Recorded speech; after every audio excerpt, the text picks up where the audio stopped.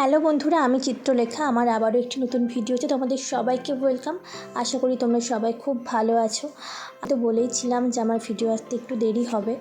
আসলে আমার মামার বাড়িতে একটা এমনই দুর্ঘটনা ঘটে গেছে যেটা ভাষায় প্রকাশ করা খুবই কষ্টকর। তবুও যেহেতু আমি একটা ব্লগ দিই নিয়মিত, সেজন্য আমি আজকে দিলাম। আর এই ভিডিওটা বেশ কিছুদিন আগের। আর প্রথমে দেখতে পাচ্ছ এই জায়গাটা, এখানে মাটি খুঁড়তে গিয়ে স্বয়ং মা কালীকে পাওয়া গেছিলো। এটা হচ্ছে বোলপুরের ভিডিও। তারপর হচ্ছে আমরা আবার একটা মন্দিরে গেছিলাম, সেটা হচ্ছে ডাঙালি কালীতলায়। তোমরা অনেকেই জানো, যারা বোলপুরে থাকো তারা জানবে যে ডাঙালি কালীতলার মা কতটা জাগ্রত।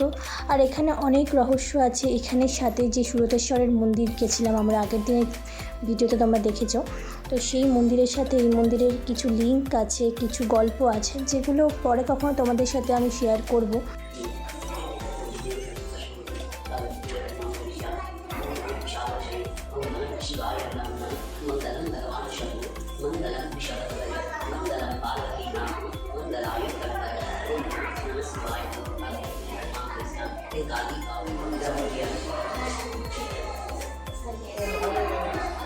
ভিডিওগুলো তো আমার করা ছিল, বেশি দিনের ভিডিও নয়, কয়েকদিনের আগেকারই ভিডিও, তোমরা বুঝতেই পারবে। কিন্তু আমার মন একদম ভালো না থাকার জন্য আমি এডিট করতে পারিনি। আমার ভালোই লাগছিল না কিছু। বললাম না, এমনই একটা খবর যেটা আমি তোমাদেরকে বলে বোঝাতে পারবো না, বা আমার মন খারাপটা ঠিক কোন জায়গায় সেটা কাউকে বোঝানোর নয়। আমার দিদা ছিল, আমার দিদা আমাদের ছেড়ে চলে গেছে। সেই দিদা আমার আমার কোন জায়গায় ছিল আমি সত্যিই বলে বোঝাতে পারবো না, কাউকে বোঝানোরও নয়। তো যাই হোক, কী করা যাবে, ভগবানের কাছে এটাই প্রার্থনা করি যেন আমার ছোটো দিদা যেখানেই থাকে খুব ভালো থাকে। আর কী বা বলবো। তো চলো, তারপরে দেখো মন্দির তোমরা ঘুরলে। এবারে হচ্ছে মন্দিরের চারপাশটা একবার দেখে নাও।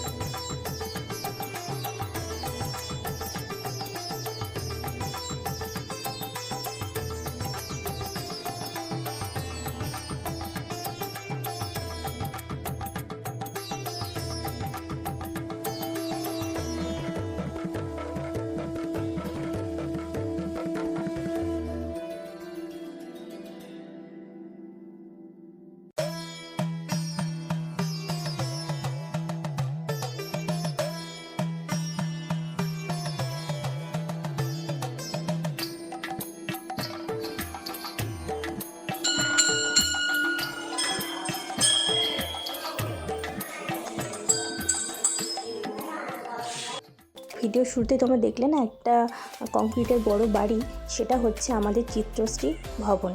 আমার বাবার যে গেস্ট হাউসের কথা তোমাদেরকে সবসময় বলি, বা তোমাদেরকে হয়তো সামনে থেকে অনেকবার দেখিয়েছি, সেটারই ভিতরটা।